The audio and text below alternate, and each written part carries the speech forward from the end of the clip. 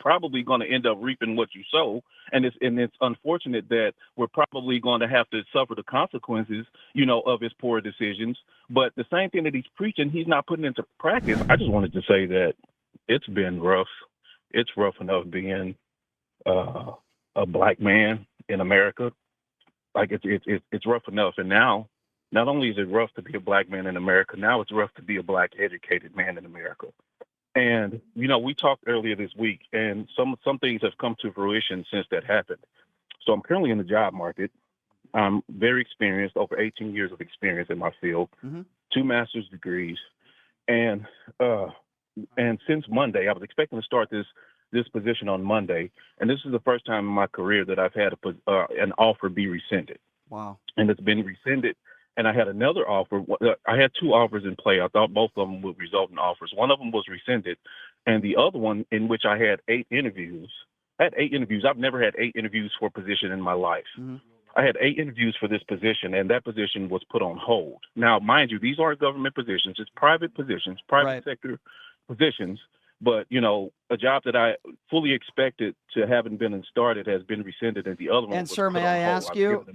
ask you, do Yes, you sir. feel like this is happening because of this DEI nonsense that the Trump administration is pushing? I do. I do feel like it. That I've never felt like this before in my life. I've always felt like, it had its place. I've hired and interviewed hundreds of people also as a director level person in my field. And, we always went through the work opportunity tax credits. You always wanted to make sure people filled out those forms so that they could so that the organization could get those credits from the government for that. But it was we never hired people that wasn't qualified. Let me ask you this. Can I assume that you're an African-American male? Yes, sir. Okay. What would be your message as an African-American, a black male living in this country and making the claim, and I believe you, that maybe you're not getting hired or you're not even getting these interviews now because of this DEI rhetoric? What would be your message to Donald Trump?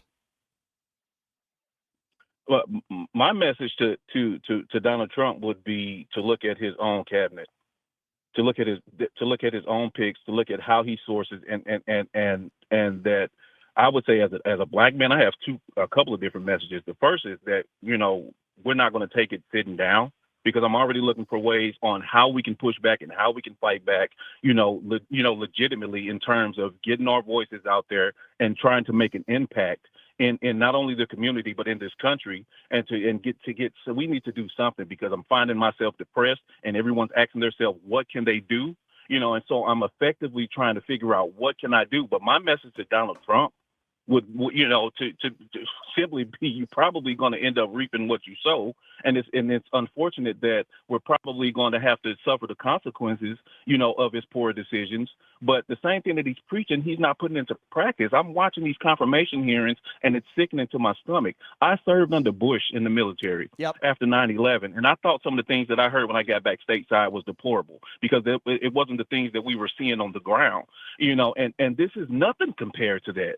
And the last thing, I have a neighbor about on the other block that waves a Trump flag larger than the American flag. Like, he has this huge, ridiculous Trump flag, and it's bigger than the American flag. Oh, understand. But they're sick. That's what they do. We have a white supremacist in the chat, a MAGA white supremacist who's calling you a victim. What would be your message to him? That I'm a victim. Yeah, that's what he's My claiming. message to anybody. Yeah, well, that's the way that's the way a MAGA white supremacist Klan member thinks. You know that. I'm not a victim. I'm a target. There's two completely different things. Yeah. I'm not a victim at all. I've worked for everything I've gotten. I've sweated. I've served under the same American flag. And one of the other callers that mentioned earlier, he said, "Do you think or is it going to be this way after Trump?" And it's something that I've always asked myself, because we have always come together as a country.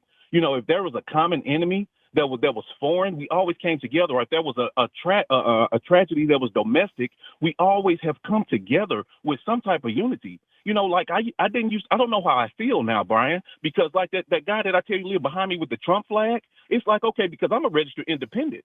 Yep. You know, Democrats, Republicans, doesn't matter to me. It's like, okay, who do I believe is doing what's in the best interest of the company and my principles and my beliefs?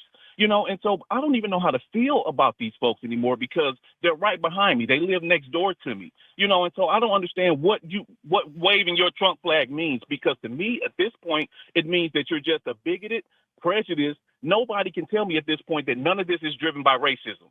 And so for me to classify you as a racist because you're waving the flag of everything that Donald Trump represents, that's how I'm going to classify well, you. my And friend, that's you how know I how feel. I, It's a scary feeling. my friend, let me just say this in closing. I'm sorry that you're going through that. Everything you are saying, I am on board with, and I'm sorry you've had to go through this. But make no mistake about it, caller. When Donald Trump says "Make America Great Again," it means make America white again.